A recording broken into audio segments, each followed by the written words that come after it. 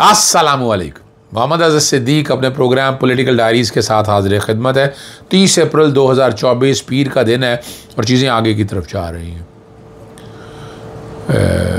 190 million pound case जो है शबीबी के हवाले से वो 3 तारीख को जुमे को समाअत है। बाकी आप देख रहे हैं, अब भागते फिर रहे हैं इमरान खान से केसेस से ना, है कुछ नहीं। लेकिन जो सबसे ताज़ा खबर जो है वो कल आपने देख लिया, किसान उठ खड़े हुए हैं और ये किसानों की तहरीक अगर अभी ना कंट्रोल हो सके, पाकिस्तान तहरीक इंसाफ पूरी तरह सपोर्ट कर रही है इसको। जो गिरफ्तारियाँ हुई हैं मजम्मत करते हैं और वजह क्या है कि डेमोक्रेटिक इलेक्शन गवर्नमेंट नहीं है ना, ये जो कुछ भी हो रहा है आप देख रहे हैं, पीछे तशद्दुद हो रहा है, ज़्यादतियाँ हो रही हैं, गिरफ्तारियाँ हैं, बैकग्राउंड पे वो चीज़ें सारी चल रही हैं। हम लोग पाकिस्तान यानी हम सब लोग किसानों के साथ खड़े हैं। ये जुल्म है। पहले रोटी नान भाई के हवाले से जब रोटी ज़बरदस्ती सस्ती करने की कोशिश की, दूसरी तरफ गलदो ये नहीं है, उसमें हम खड़े हुए। प्राइस मैकेनिज़्म ऐसे नहीं है कि वो टिकटॉकर वज़ीर आला या मरियम सफदर जो है वो जो कमरे में बैठकर ये फैसले करें, ये कोई फैशन शो नहीं है। ये अवाम का काम है। अवामी हुकूमत हो तो अवाम के मसाइल हल करें ना। तो ये जो किसानों के साथ जो कुछ हो रहा है ये जुल्म और ज्यादती काबिल बर्दाश्त नहीं है। किसान बैकबोन है हमारी और हम किसानों के साथ खड़े होंगे, लड़ेंगे, मरेंगे। जो कोई भी है, पाकिस्तान तहरीक इंसाफ किसानों के साथ खड़ी है और इस सारे मामले को कंडेम करती है। और अब तो मौलाना फजलुर रहमान की कल की तकरीर ने बड़ी मुसीबत डाली हुई है। असेंबली में जुर्रत नहीं हुई किसी की इसका जवाब उस तरह दे सके। जवाब क्या देना था, वो मट्टी झाड़ी। लेकिन जो बातें कही हैं उसके बाद मॉरली बहुत डाउन हो गया है। मॉरलिटी तो इनकी है नहीं वैसे, लेकिन हाल इनका कोई नहीं है। ये मैं बता दूं आपको, हाल कोई नहीं है इनका, बुरा हाल है। अल्लाह करे कि शायद इनको समझ आ जाए, को अकल आ जाए, कोई थोड़ी सी लेकिन नज़र नहीं आ रहा ऐसा हो सके। अब असद कैसर ने एक बहुत बड़ी बात कह दी है। वो कह रहे हैं 9 मई के जो आर्किटेक्ट है मेन वो मोहसिन नकवी और IG पंजाब का, वो कह रहे हैं ये ड्रामा है। ये उनका कहना है। PTI इंटर इलेक्शन पर एतराज़ात, अब ये केस की समाअत आज होनी है। वज़ीर आला Khyber Pakhtunkhwa Ali mean Gandapur election commission क्यों तलब हो गए हैं और अदालत ने MQM रहनुमा रज़ा अली आब्दी कत्ल का इसका फ़ैसला सुना दिया है।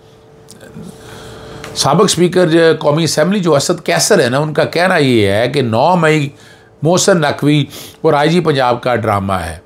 9 मई का रोने के बावजूद अवाम ने हुकूमत को मुस्तरद कर दिया और जुडिशल कमीशन बनाने का। मैं भी पहले दिन से ये बात कर रहा हूँ कि जुडिशल कमीशन बनाया जाए, जो असल लोग हैं वो सारा सामने आ जाए। और ये कौमी असम्बली के इजलास से खिताब करते हुए उन्होंने कहा था कराची से बैठे लोग मुस्तरद शुदा हैं। MQM के अरकान ने शदीद एहतजाज किया इसके ऊपर और असद कैसे लगा कि इस मुल्क में कानून और आइन के मुताबिक चलना चाहिए। हमें जलसे नहीं करने दिया जा रहा। हमारे साथ ये रवैया रखा है तो ये असम्बली नहीं चलेगी। हम पार्लियामेंट को मजबूत आइन और कानून की हुक्मरानी चाहते हैं। इस्लामाबाद के 6 जजों की तज़हीक की गई। असद कैसर पिछले दिनों इंग्लैंड के दौरे पे थे, वहाँ दोस्त अब आप सारे मिले और बड़ा वजाहत के साथ, यानी जो मर्ज़ी आप कहते रहे, खड़े हुए हैं ये और जो बातें कर रहे हैं वो सच कर रहे हैं। और इन्हीं की सारी बातों को सपोर्ट मौलाना फजलुर रहमान ने भी किया। यानी कोई ज़ई शऊर इंसान ये नहीं कह सकता, यानी आप कोई मुजाहरे नहीं होने देते, आप कोई एहतजाज की नहीं होने देते। भाई क्यों, किस बुनियाद पर आप रोक रहे हैं? आप कौन होते हैं ये रोकने वाले इस सारे मामलात को? चले मैं आगे ले चलता हूँ आपको। आबिद रज़ा आपको पता है MQM के रहनुमा है, उसके केस का फ़ैसला अदालत ने सुना दिया है। जुर्म साबित होने पर 4 मुलजमान को उम्र कैद की सज़ा सुनाई है। दहशतगर्दी एक्ट के तहत भी उम्र कैद की सज़ा सुनाई गई है। हम मुलजमों में अब्दुल हसीब है, गजाली है, मोहम्मद फ़ारूक है, अबू बकर शामिल है। 1-1 लाख रुपए जुर्माना भी आयद किया। और जो कि मफरूर जो मुलजम है मोहम्मद फ़ारूक, हसनैन, गुलाम मुर्तज़ा और काली चरण के ख़िलाफ़ अभी फ़िलहाल केस दाखिल दफ्तर का। लेकिन ये मतलब ये नहीं है कि ये बच गए हैं। जैसे ही ये गिरफ़्तार होने अदालत के सामने पेश किया जाए, ये गिजरी थाना में दहशतगर्दी एक्ट और कत्ल की दफ़ात के तहत मुकदमा दर्ज किया था। MQM के साथ जहाँ बहुत सी ज़्यादती हैं, कुछ इनके भी अंदर जो टेररिस्ट विंग थे उन्होंने बहुत ज़्यादतियाँ की हैं। ये हालात और वाक़यात ये सामने हैं। ये मेरे और आपके बस में नहीं है, ये मेरे और आपके बस में नहीं है, लेकिन ये सारे मामलात आप देख लें, आपको अंदाज़ा हो जाएगा कि क्या वजह है। अब इलेक्शन कमीशन पाकिस्तान तहरीक इंसाफ के पीछे ही पड़ा हुआ है, यानी इंट्रा पार्टी इलेक्शन अब फिर होके फिर उन्होंने इस पर एतराज़ात का फ़ैसला कर लिया है और इसकी समाअत आज होनी है। और इलेक्शन कमीशन ने मुकर्रर कर दी है और केसेस की लिस्ट जारी कर दी है। 5 मेंबर बेंच जो है वो इस पर बैठेगा और इस पर नोटिस जारी किए हुए।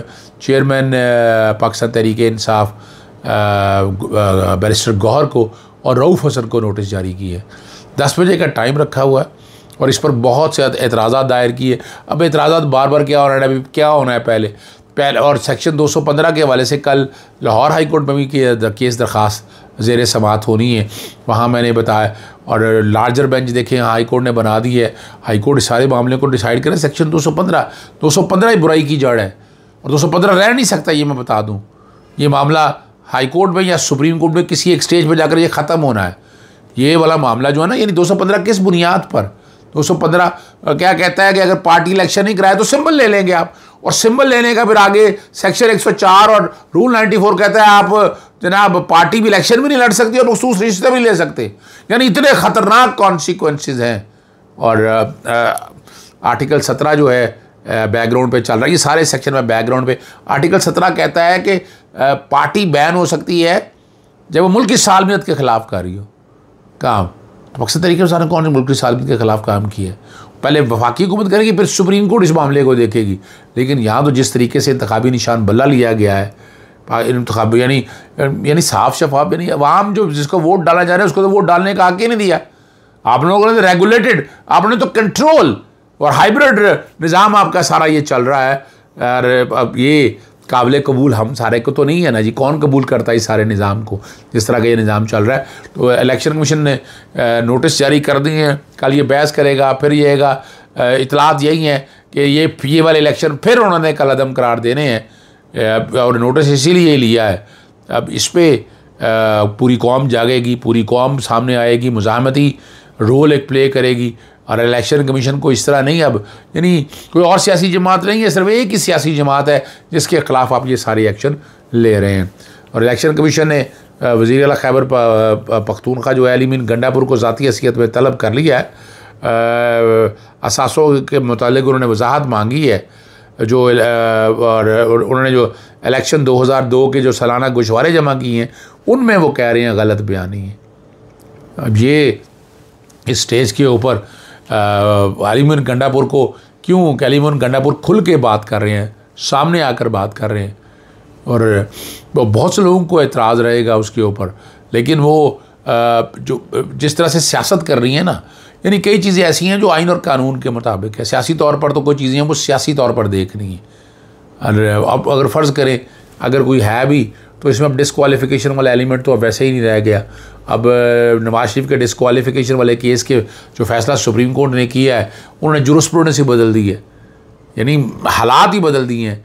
और 62(1)(f जो सादक और अमीन के हवाले से बात कर रहे थे और कोर्ट डिक्लेरेशन देती थी, वो सेक्शन ही आर्टिकल ही रिटर्न हो गया एक तरह से। हालांकि बड़ा क्लियर आर्टिकल है, मैं नवाज शरीफ को फ़ायदा हुआ और मैंने उस सेक्शन 232 को ऑलरेडी चैलेंज किया हुआ कि जिस सेक्शन के तहत ये कहा गया कि 5 साल के लिए नाअहली होगी, 5 साल के लिए नाअहली हो सकती। और उसकी मेन वजह क्या है, आर्टिकल 62(1)(f है क्या, वो एक आदमी झूठा है, फ्रेड है, फ्रॉड करता है, फ्रेब करता है, वो जब तक सच्चा ना हो, जब तक माफ़ी ना मांगे, नवाज शरीफ ने माफ़ी नहीं मांगी तो अब कैसे कह सकते हैं वो सच्चा हो गया है। तो इसलिए ये 62(1)(f और इलेक्शन कमीशन कोर्ट भी नहीं है, ट्राइब्यूनल भी नहीं है, लेकिन इलेक्शन कमीशन ये इख्तियार इस्तेमाल करता रहा है। इमरान खान के केस में अगर देखा जाए तो वहाँ ये इख्तियार इस्तेमाल किया सेक्शन 137 के तहत पहले में, हालांकि सेक्शन 137 के तहत ये केस बनता नहीं था। तो ये भी बुनियादी तौर पर एक कोशिश और काविश है कि अली मीन गंडापुर को कंट्रोल किया जा सके। कोई नहीं, ये जंग तो आगे फिर जंग चलनी है। इलेक्शन कमीशन है, हाई कोर्ट है, इलेक्शन कमीशन की जुरिस्डिक्शन को चैलेंज किया जा सकता है। सेक्शन 137 जो गोशवारे की बात करता है ना, आपने गोशवारे जमा कराने होते हैं जून तक और उसके बाद दिसंबर में जो है ना इलेक्शन कमीशन जो है दिसंबर तक जमा कराने होते हैं जून के, तो दिसंबर के बाद उसके 120 दिन के अंदर तो उन्होंने अंदाज़ा लगा लें कि सेक्शन 137 भी बैकग्राउंड पे चल रहा है। 120 दिन से पहले नोटिस कर दिया। तो सेक्शन 130 मेरे पास डिटेलें नहीं आई, लेकिन ये सेक्शन 137 के हवाले से ही जो इमरान खान के खिलाफ कार्रवाई की थी, ये वही कार्रवाई करने जा रहे हैं। इजाज़त चाहता हूँ। अस्सलाम वालेकुम, अल्लाह हाफ़िज़। पाकिस्तान जिंदाबाद।